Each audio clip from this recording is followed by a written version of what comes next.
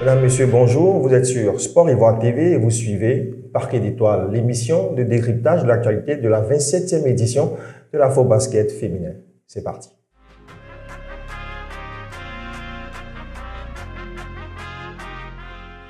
Vous l'avez remarqué, disposition particulière pour un numéro particulier parce que nous allons aborder le bilan de l'Afrobasket 2025 qui s'est déroulé ici en Côte d'Ivoire. Alors, je ne serai pas seul, nous allons l'aborder aux côtés d'un expert, un visage connu et reconnu, ex-basketteur international ivoirien, coach, consultant sportif. Mesdames, Messieurs, je suis avec Malik Daoud. Bonjour Malik. Bonjour Patrick, comment ça va? Très bien, et vous? Un peu fatigué, mais bon, on s'accroche, ça va. Ce marathon a été épique, intéressant et passionnant. Oui, ça a été long, mais comme on dit, faut souffrir pour avoir ce qu'on veut. Donc voilà, là, on va récupérer tranquillement avant de basculer sur l'Angola.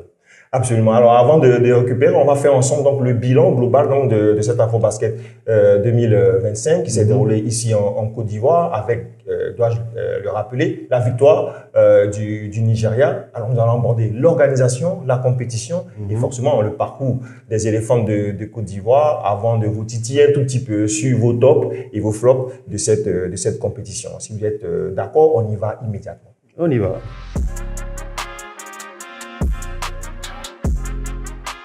Alors, parlons d'organisation. Comment avez-vous jugé le niveau global de l'organisation, forcément en comparaison avec l'édition précédente qui s'est déroulée au Rwanda? Alors, sur les différents afro-baskets que j'ai vécu, la Côte d'Ivoire a fait ce qu'elle pouvait avec ce qu'elle avait, parce que j'ai vécu pas mal de compétitions à ce niveau-là. Il y a eu de bonnes choses. Il y a eu quelques couacs aussi à certains moments, la billetterie, la sécurité, toutes ces choses-là. Mais globalement, on va dire que ça a quand même été une belle fête du basket africain, qui est tout à l'honneur de la Côte d'Ivoire, qui, rappelons-le, n'avait jamais organisé un afro-basket féminin. On en a organisé 2 pour les hommes, mais pour les féminines, on n'avait rien organisé de ce type-là. Donc, globalement, je pense que ça a été satisfaisant. Après, il faut s'asseoir, il faut débriefer, qu'est-ce qui a marché, qu'est-ce qui n'a pas marché, et puis essayer de faire mieux pour la prochaine fois. Alors, parlons d'engouement autour donc de cette compétition. Avez-vous senti qu'il y avait beaucoup plus d'engouement? Parce qu'à chaque fois, c'est vrai qu'on va regarder dans le rétroviseur, celui donc du Rwanda. Est-ce que vous avez senti gros engouement autour des matchs? Ou vous avez plutôt senti un engouement autour des matchs du pays hôte? Non, je pense que l'engouement, il était meilleur. Il était meilleur pourquoi? Parce que n'oublions pas qu'on a un palais des sports qui n'est pas très grand. La BK Arena Kigali, c'est beaucoup plus grand que le palais des sports en termes de contenance. Donc, c'est difficile de remplir une salle comme ça quand l'équipe locale ne va pas très loin. Ce qui a été le cas du Rwanda qui s'est quand même arrêté en demi-finale. Nous, on a un palais des sports qui, bon an, mal an, peut contenir 3500 personnes. Quand les éléphants jouent, il y a du monde. Quand le voisin malien joue, il y a du monde, les Sénégalais, les Nigérians. Donc, il y a eu vraiment cet engouement. Alors, on a senti de l'engouement. Et ça, je pense que ça peut être un booster pour le basket féminin en Afrique parce qu'on a tendance à croire que le basket, c'est que les hommes. Donc ça peut être un booster pour le basket féminin. Maintenant, il faut qu'on arrive en tant que Côte d'Ivoire, à capitaliser sur ce qu'on a vu pendant ces 9-10 jours de compétition. Absolument. Alors, vous parlez des infrastructures. Est-ce que vous pensez, vous qui avez évolué dans ce palais des sports qui a 47 ans de vie, est-ce que vous pensez que le basketball ivoirien, avec le niveau qu'il a atteint, mérite donc cette infrastructure? Non, je pense sincèrement pour avoir vu d'autres arénas en Afrique, parce que en plus de bosser pour la FIBA, je commente aussi la BAL. Donc, j'ai des salles, j'en ai vu. Ne serait-ce que la saison dernière, j'ai vu une salle au Maroc, au Sénégal, en Afrique du Sud et au Rwanda. Je pense que, voilà, il faut que nos autorités pensent aussi à trouver une salle digne de la Côte d'Ivoire. Parce que moi, j'étais là pendant la CAN de football. Tous mes confrères étrangers qui sont venus, ils ont dit « waouh ». Et je veux que la prochaine fois qu'il y a une grande compétition de basket, tous ceux qui viendront regardent la nouvelle infrastructure qu'on aura et disent aussi « waouh ». Ça, c'est vraiment un appel que je lance, que j'avais déjà lancé quand pendant le tirage au sort, parce que j'étais l'animateur du tirage au sort, et j'avais fait un clin d'œil justement au ministre de la Construction. faites quelque chose, quoi, pour le basket ivoirien. Alors, je vais aborder un sujet qui vous concerne, puisque c'est vrai, vous êtes ancien basketteur, mais vous êtes passé de l'autre côté. Vous êtes également journaliste, il faut que je le rappelle. Est-ce que le niveau de communication autour donc de cet Afrobasket à la médiatisation a été au rendez-vous? Alors, moi, j'étais l'officier média, donc je m'occupais des conférences de presse. On a eu du monde sur certains matchs, on pouvait pas prendre tous ceux qui voulaient poser des questions. La salle de presse aussi, il y avait du monde et c'est l'occasion aussi de remercier et de féliciter l'organisation mise en place par Cathy Kodo. C'était une très belle salle, des gens venaient, ils posaient des questions. Et ce qui est intéressant, c'est que tous ceux qui venaient comme journalistes n'étaient pas forcément des connaisseurs du basket. Et moi, ça me permettait, parce que j'ai un parcours que tout le monde n'a pas, et c'est une chance que les autres n'ont pas, d'avoir joué, entraîné aujourd'hui journaliste. Donc, j'essayais d'expliquer justement pourquoi ci, pourquoi ça. Et ça créait pas mal de situations intéressantes, des échanges aussi avec des confrères d'autres pays. On a eu un workshop parce que c'était intéressant qu'on puisse apprendre à certains journalistes comment exploiter une feuille de match, une feuille de statistiques. Et ça aussi, ça a été très intéressant. La salle était remplie. On a été surpris d'ailleurs. Il y a eu Mathieu Robert qui a expliqué ce que c'est que les statistiques. Mathurin qui a expliqué aussi l'arbitrage, certaines règles basiques que les journalistes ont parfois du mal à comprendre, parce que bon, quand on siffle 3 secondes et que quelqu'un vous dise « Ah, au basket, il y a hors-jeu, je savais pas. » Bon, ça fait rigoler, mais en même temps, ça énerve, quoi. Parce que quand je couvre une discipline, il faut que j'en apprenne quand même les rudiments. Et puis, moi, qui expliquais aussi comment on peut exploiter une feuille de statistiques dans un compte rendu journalistique, ou quand on est de l'autre côté, entraîneur, sur quoi on peut appuyer en fonction des chiffres. Même si les statistiques, encore une fois, ne disent pas tout, c'est l'histoire chiffrée d'un match. Donc, on peut s'appuyer dessus et voir avec son assistant vidéo pour qu'il travaille sur les montages de ce qu'on veut faire ressortir à ses joueurs, qui étaient bons ou qui étaient négatifs, et puis travailler là-dessus. On va passer maintenant à la compétition en elle-même. Alors, comment jugez-vous le niveau global de la compétition, des matchs de cet Afrobasket féminin? Ben, il faut dire que depuis 2019, le niveau du basket féminin est en train de monter.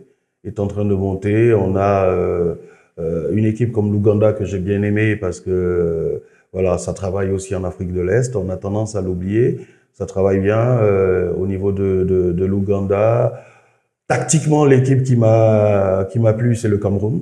Parce que quand on est ancien coach et qu'on regarde des équipes jouer, j'ai regardé l'équipe du Cameroun, la circulation de balles, comment on fait pour trouver Jessica Thomas, qui est la meilleure shooteuse à 3 points du tournoi. Voilà, on a vu que les choses étaient préparées. J'ai aimé l'équipe ivoirienne, même si on pouvait espérer mieux après ce match de quart de finale contre le Sénégal. Il nous a manqué un tout petit peu d'expérience et de vice aussi. Parce qu'il faut dire que ce genre de compétition ne se gagne pas seulement techniquement ou tactiquement. Ça se gagne aussi psychologiquement. Et puis, ça se gagne aussi en termes de vice. En termes de vice, bon, on a des jeunes joueuses qui n'avaient pas ce vice-là. Laetitia Sayer, elle a essayé, mais elle s'est fait choper par l'ARS. Mais voilà, il y a des choses que l'ARS peut pas voir. Donc ça, avec le temps, on va le découvrir. Le Sénégal, même si le Sénégal finit au pied du podium, il y a eu de bonnes choses qui ont été faites. Et puis le Sud-Soudan, qui surprend beaucoup de personnes, mais moi, cette équipe-là ne me surprend pas. On va y revenir. Voilà. Malik, pour rebondir ce que vous disiez, vous parlez donc de l'assistance vidéo, qui est une innovation. Sur cet Afrobasket féminin-là, c'était pas le cas pour les précédents. Est-ce que vous avez l'impression qu'il y a eu un impact dans son utilisation sur les résultats, sur le niveau de la compétition? Ben, l'ARS, comme l'indique son nom, c'est Instant Replay System. Ça veut dire quoi? Quand l'arbitre a un doute, il va consulter cet ARS pour savoir. Après, dans le règlement, chaque coach a un challenge qui va faire aussi appel à l'ARS. Mon problème, c'est que trop d'ARS tue l'ARS. Donc voilà, sur certaines situations de jeu, on a même vu des joueuses, dès qu'il y a un coup de sifflet qui leur plaît pas, qui faisaient non, il faut arrêter ça.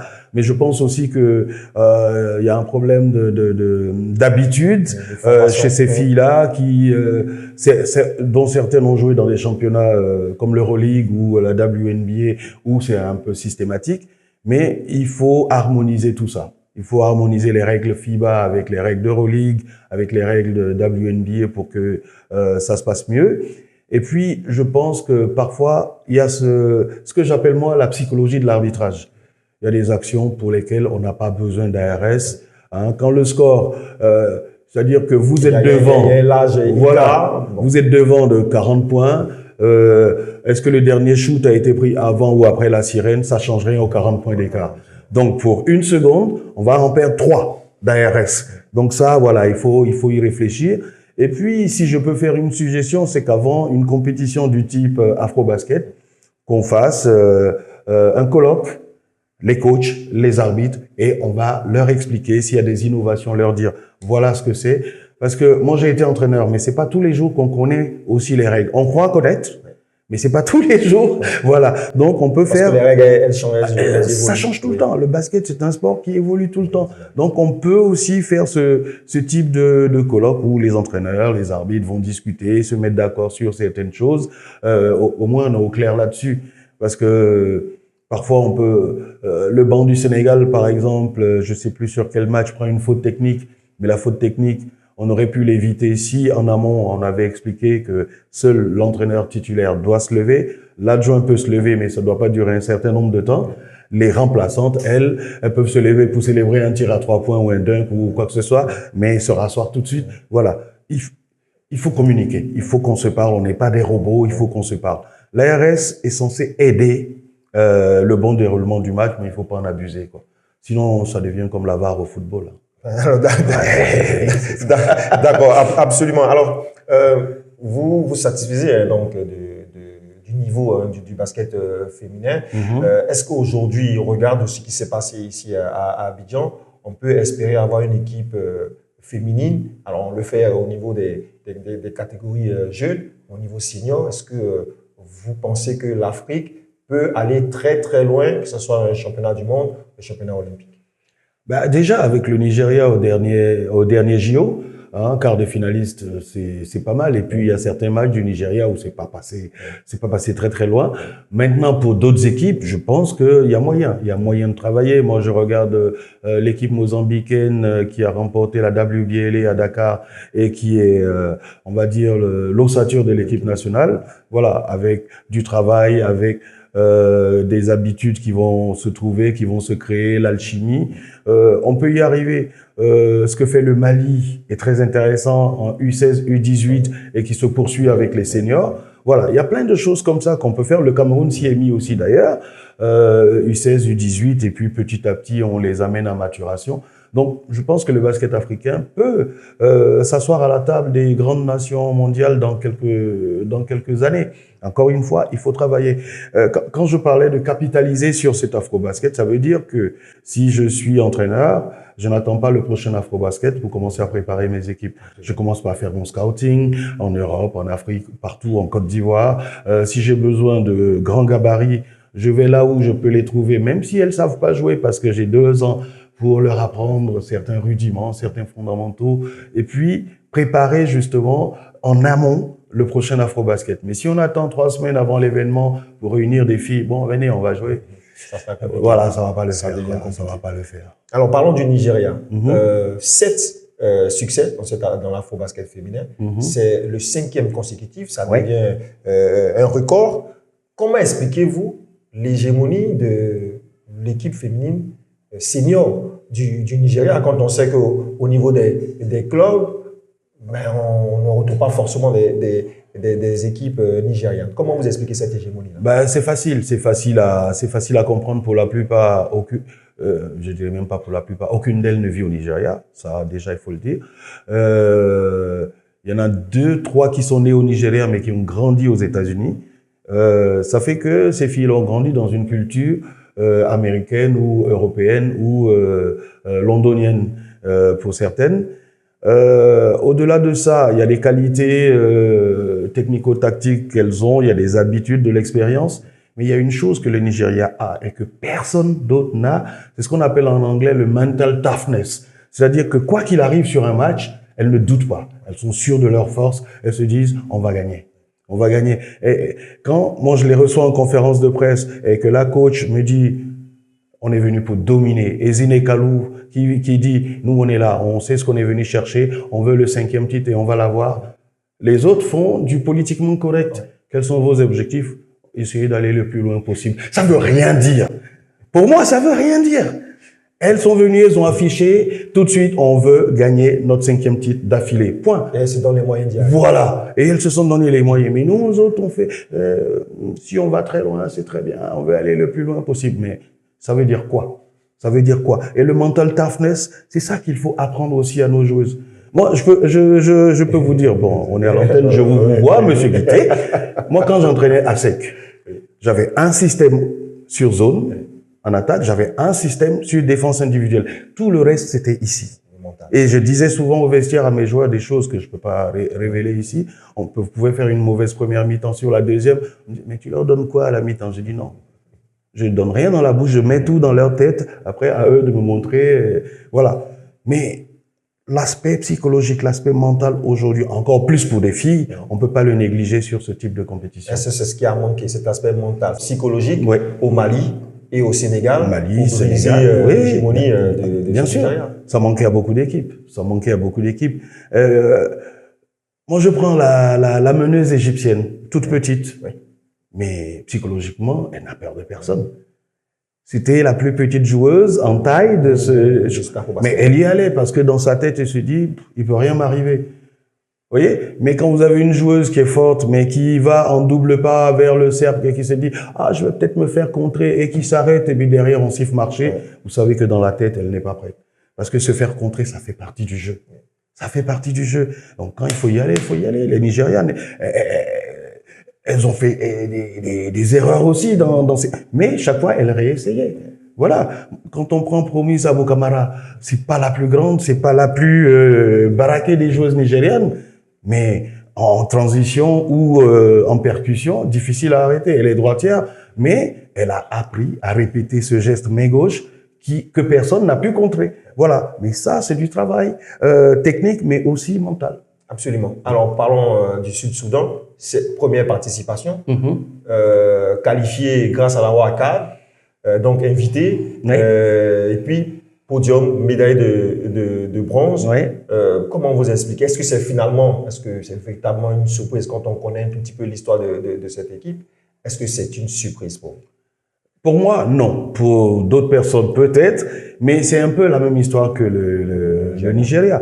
Parce que la guerre dans ce pays-là, qui était le Soudan et qui a abouti à la séparation du pays entre le Soudan et les Soudans du Sud, a fait que toutes ces joueuses-là sont nées dans des camps de réfugiés en Ouganda, en Angleterre, en Australie, aux États-Unis, ou alors ont grandi dans ces endroits-là.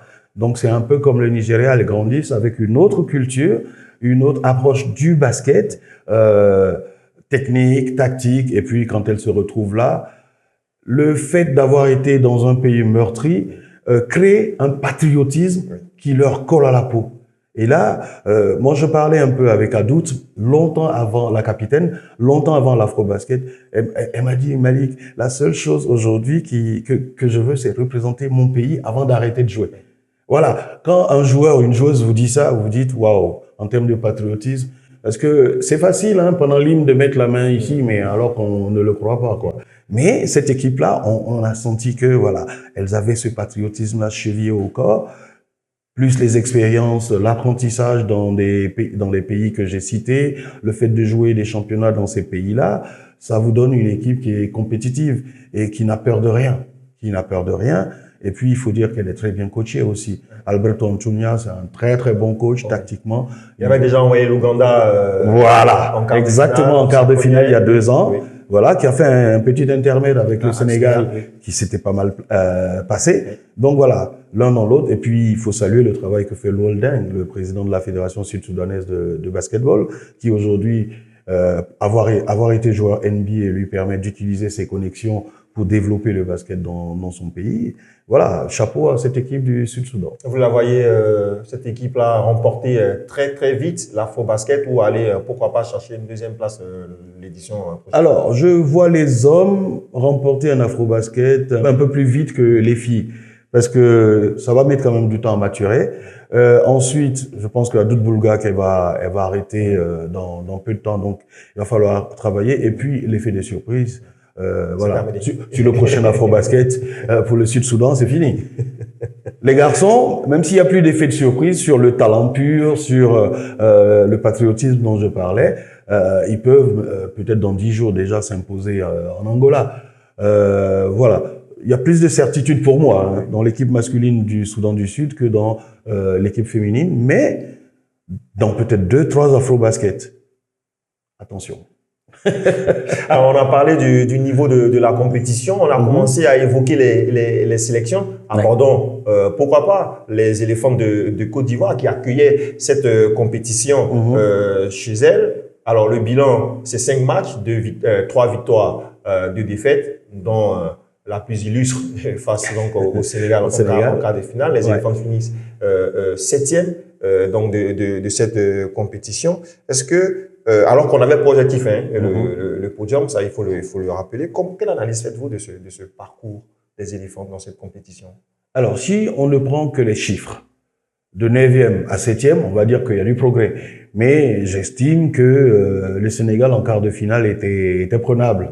Après, ça se joue au vice, comme je disais tantôt, ça se joue aussi à l'expérience dont nos filles ont manqué sur certains moments importants du match. Je pense aussi que ça se joue sur cette obstination à chercher absolument Kariata Diaby. Mais il faut qu'on se dise, cette fille a eu une saison harassante. C'est pas un robot, c'est pas une machine. Championnat de France, Euroleague, au même moment, parce qu'en France, Kariata, elle joue entre 3 et 4 matchs par semaine, ce qui est déjà usant. Elle va faire un tour en WNBA, elle revient pour la préparation des éléphants. La chercher systématiquement par ses partenaires, pour moi, c'était une erreur. L'autre chose, c'est que on n'ait pas pu trouver Amery Salston qui avait de l'adresse extérieure, mais qu'on n'ait pas pu la mettre dans de bonnes conditions. Mais j'avoue que voilà, la Côte d'Ivoire pouvait être dans le dernier carré. Faut dire que c'est une équipe qui est bien coachée aussi. Hein. Stéphane Leitz, c'est quelqu'un que je connais, qui entraîne en France et qui est un très bon coach. Globalement, cette équipe a besoin de mûrir aussi. Et je le disais en amont, il faut commencer à la préparer dès maintenant. Voilà. Et puis, continuer de scouter, continuer de chercher des joueuses, parce qu'il nous manque aussi de la taille. Hein. Il nous manque de la taille. Parce que au niveau international, Kariata, Laetitia Saye, en termes de taille, oui. Mais pour les autres, ça manque. Donc, on s'étonne qu'on ait été dominé dans certains matchs au niveau du rebond défensif. Le rebond, c'est vrai, il faut faire le box-out, comme on dit, mais si après, on peut pas aller chercher un ballon au-dessus des autres, c'est un peu compliqué. Alors justement, en parlant de ce poste 5 là, est-ce que déjà la formation de ce roster, de ces 12 éléphants là, est-ce qu'il n'y a pas eu une petite erreur, de casting quand on abandonne par exemple sur le chemin Cisa Zenabou, qui était l'une de nos meilleures rebondeuses sur les deux précédents Afro-Basket. Est-ce qu'à ce niveau-là, on ne s'est pas un tout petit peu tiré une balle dans le pied? Bah après, je sais pas quels ont été les critères de sélection. Moi, j'ai suivi ça d'un peu loin. Oui. Mais voilà, vous savez, coacher, c'est faire des choix. Oui. Après, il y en a qui sont gagnants ou perdants, mais coacher, c'est faire des choix. Sélectionner, c'est faire des choix aussi. Après, il y en a qui sont gagnants ou perdants. Sur quels critères ils ont sélectionné certaines joueuses et pas d'autres joueuses? Ça, je suis un peu loin parce que j'étais pas dans le cœur de l'action. Je pense que c'est plutôt à eux qu'il faut. Parce que je pose la question puisque vous avez abordé en fait le problème de taille. C'est pas un problème que chez les filles, hein, c'est également le cas chez les garçons. Et quand on en a, je pense qu'on ne devrait pas s'en priver. Oui, et si on a une grande qui sait pas jouer, il y a un problème. Si on a une grande qui sait jouer, il faut qu'elle soit dedans. Si elle n'est pas dedans, il faut chercher à savoir pourquoi. Absolument. Voilà. Absolument. Et comme je suis pas au creux de cette sélection, j'ai du mal à expliquer véritablement pourquoi elle n'est pas dedans. Irène Bognini, par exemple, aurait pu être dans cette sélection, mais pourquoi elle n'y est pas, ça je saurais pas l'expliquer. Il faudra demander aux sélectionneurs et au staff.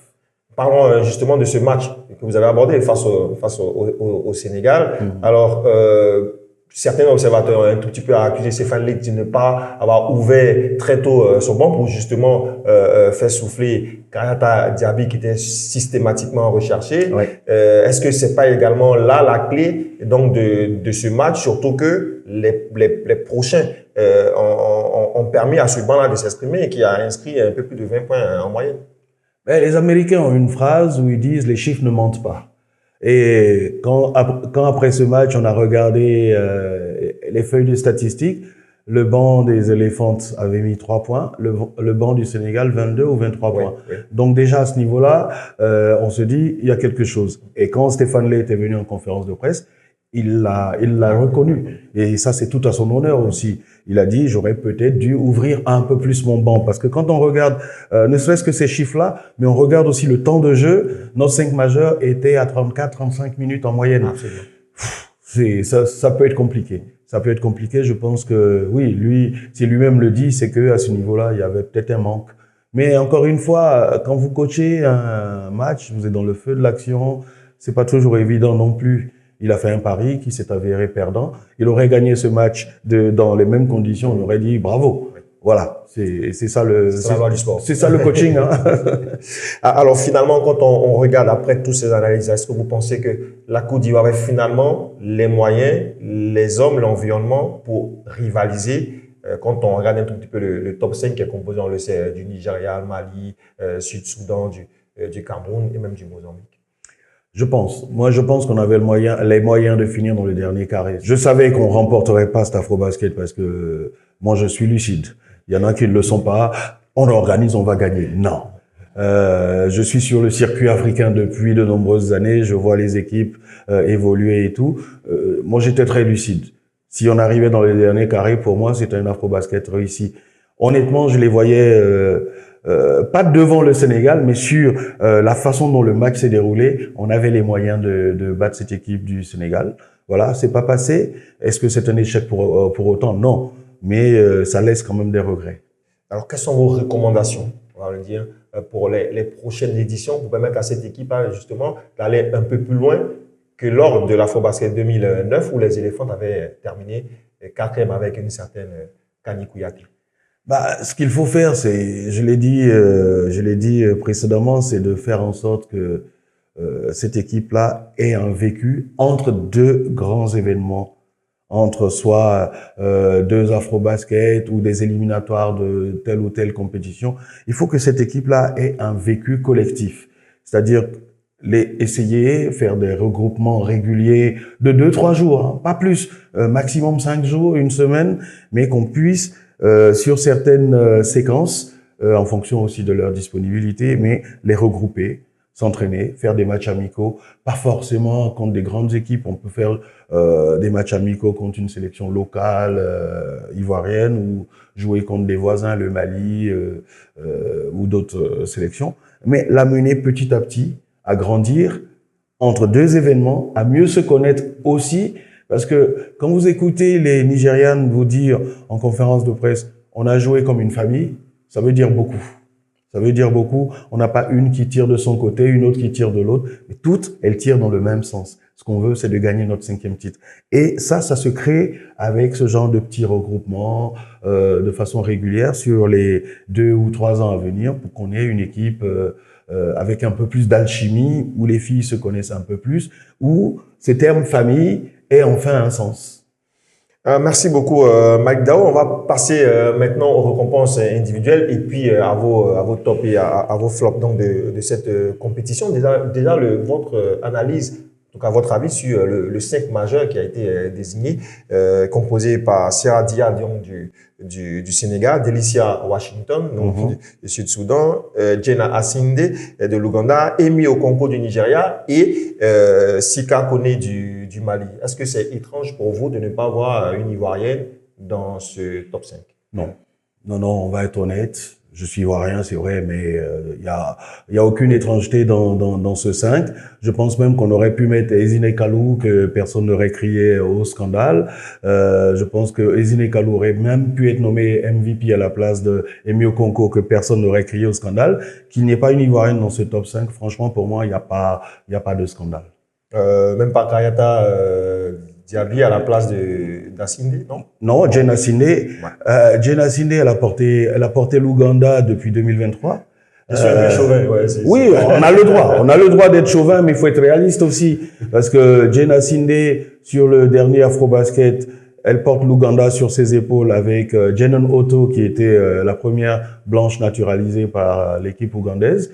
Cette année, elle n'est pas venue parce qu'elle s'est rompue un ligament croisé, donc remplacée par Paige Robinson. Mais Jenon Otto, elle peut jouer du poste 1 jusqu'au poste 5, plus Jane Assinde, qui ont porté cette équipe de l'Ouganda. Et l'Ouganda échoue de peu d'aller en demi-finale il y a 2 ans parce que Jane, elle se blesse dans le 4e carton du quart de finale contre le Rwanda, qui est le pays hôte. Donc voilà, elle est sur une trajectoire ascendante parce que après cet Afrobasket, elle a obtenu une bourse d'études pour aller aux États-Unis. Elle a travaillé. Aujourd'hui, elle est professionnelle en Espagne. Donc, sur ce qu'elle a fait, sur son impact, sur son leadership, et encore une fois, les chiffres ne mentent pas sur ses statistiques, elle mérite d'être dans cette liste-là. Il n'y a aucun scandale là-dessus. Voilà. J'aurais pensé aussi qu'on aurait pu mettre Marie-Thérèse Gagdeng, la sud-soudanaise, en poste 5.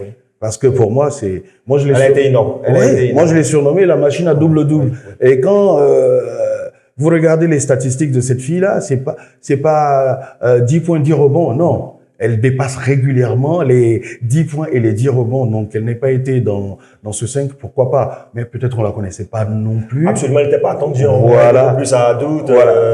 Beaucoup de coachs ou de journalistes qui ont voté aussi sur le fait qu'ils connaissaient plus ou moins les joueuses pour lesquelles ils ont voté. Je vais pas vous révéler mon vote, mais il y avait pas, il y avait Sierra dans mon vote, mais il y a certaines qui sont dans ce 5 qui n'y étaient pas. Mais bon, il faut être majoritaire. Au poste 1, c'était compliqué quand même. Il faut être majoritaire. Les postes 1 et 2, c'était vraiment compliqué de le faire parce que vous avez parlé de Jessica Thomas qui pas dans Jessica Thomas, par exemple, aurait pu. Voilà, après, il faut faire des choix. Absolument. Voilà, et puis. Mais ce 5-là, il n'y a pas d'escroquerie non plus sur la marchandise, hein. C'est un 5 qui tient la route, comme on dit vulgairement, qui a de la gueule, donc pourquoi pas? Absolument. Alors, on va passer maintenant à vos tops et à vos flops donc de cette compétition. Mais on va tordre le cou à l'habitude en commençant par les flops.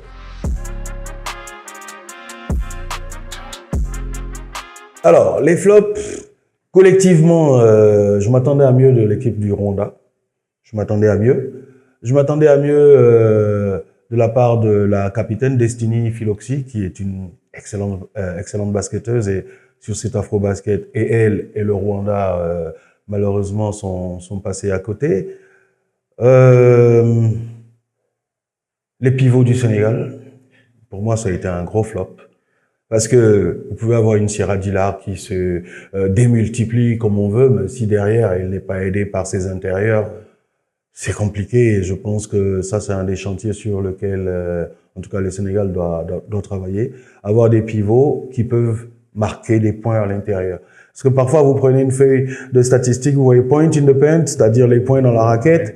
Le Sénégal a peut-être battu son adversaire, mais ce sont pas les pivots du Sénégal qui ont marqué les points, ce sont les meneuses, les arrières qui ont fait une pénétration. Voilà. Donc ça, il faut, voilà. Ça a été un de mes flops. Je pense aussi que l'équipe mozambicaine pouvait aller beaucoup plus loin et la performance d'une fille comme Léa Dongué m'a un peu laissé sur ma faim parce que c'est une excellente basketteuse. Peut-être sur la fin. Voilà, peut-être. J'ai aimé Injvil Makoro, mais Léa Dongué, c'était un peu plus laborieux. La petite Aïdara, là, j'ai été un peu déçu parce que sur les autres championnats, c'est une fille qui était une machine à rebond et là, j'ai pas vraiment vu son impact. Bon, je pense que c'était globalement ça mes flops.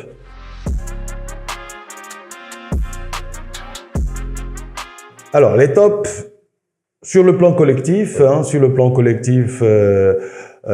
disais tactiquement, j'ai aimé l'équipe du Cameroun. En termes de discipline collective, ça, j'ai beaucoup aimé.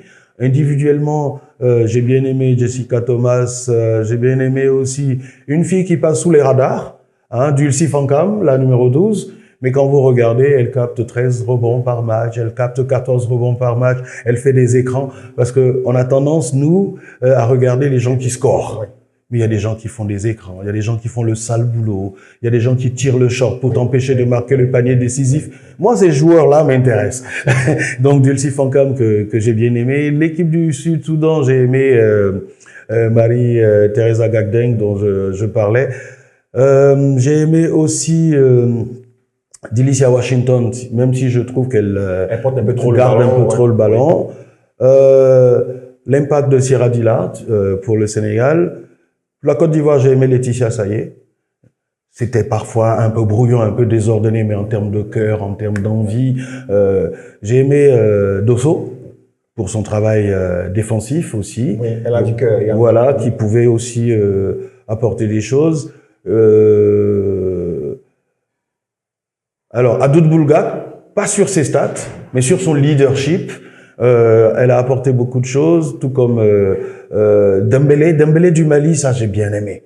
J'ai bien aimé, voilà, une fille qui, quand on la regarde, on dit c'est une basketteuse, ça. Mais Dembélé sur un match, elle peut vous tuer, quoi. Ça j'ai bien aimé. Rokia aussi pour le Mali, c'était pas mal. Une meneuse un peu à l'ancienne, qui ne pense pas à ses propres statistiques, mais qui pense à faire jouer les autres. Ouais. Voilà, ça j'ai bien aimé. Après, il y en a d'autres que j'ai oubliés, mais bon.